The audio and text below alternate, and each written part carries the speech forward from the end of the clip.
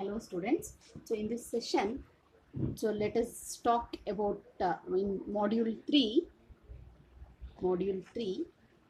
key management.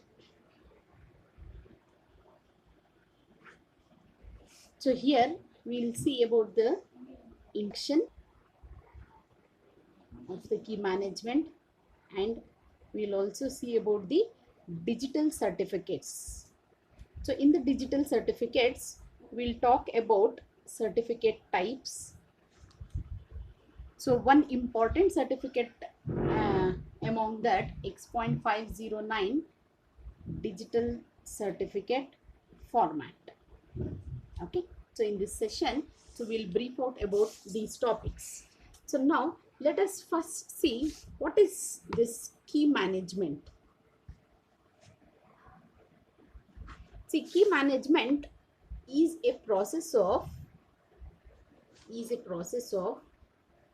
generation of the keys, storage of the keys, distribution of the keys, and backup of the keys.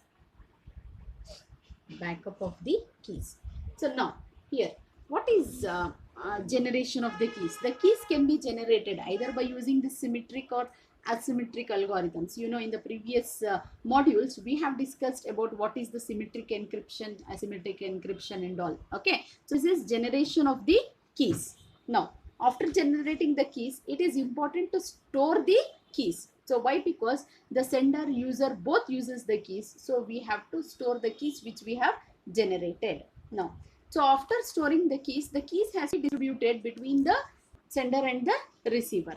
Now, how this distribution is possible? So previous in the second module, we have seen one algorithm, Diffie-Hellman key exchange algorithm, in which we have distributed the keys using the Diffie-Hellman key exchange algorithm. So now it is also required to back up the keys. Why? So now, when the sender and the receiver is communicating, let us assume a secret key which is very important for a receiver to decrypt the message. So now, if the key which has to be used for the decryption is lost, so if it is lost, the receiver cannot decrypt the message at all. So it is important to maintain the backup of the keys. So this is what is the management of the keys? It is a process of generating the keys, storing the keys, distribution of the keys, and backup of the keys. Now here, what is required here? So here we will be used to maintain the management of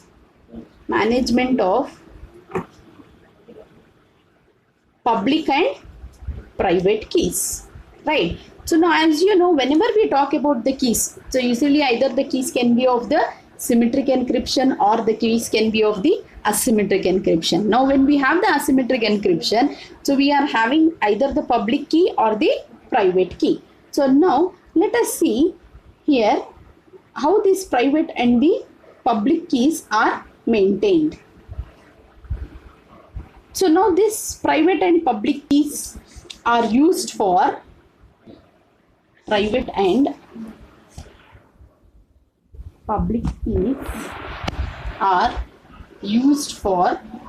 so what are the uses of these private and public keys? They are used for one thing, we already know that they are used for encryption and decryption. So what is this encryption and decryption? Say you want to create a session key. So in order to communicate between the Alice and the Bob, so now when you have to communicate, you have to know the public key of the Bob, right? So the public key has to be disclosed here. So another one use of this private and public keys, so it is used to signature generation and verification. So what is this signature generation and verification? To verify Bob's signature on a message, Alice has to know about the public key of the Bob. Okay, so again, we can use this private and the public keys for authentication, right? So now the uses of the private and public keys are, it is used for encryption and decryption, it is used for signature generation and verification, and it is also used for the authentication, right? Okay, so now let us see here, how does Alice know Bob's public key? Now here the main criteria we saw in the users is what? So we have to come across the information about the public key. Say if Alice and Bob are communicating, now if Alice has to send any message to the Bob, Bob has to know the public key. Any of the public key has to be disclosed here. So now let us first see, how does Alice know Bob's public key? So we have different possibilities of knowing the Bob's public key. The possibility 1, Alice frequently communicates with Bob securely, right? So somehow Alice may disclose his public key to Bob because he is frequently communicating it with the Bob. So what he does, so he will tell the public key to the Bob. So this is one possibility.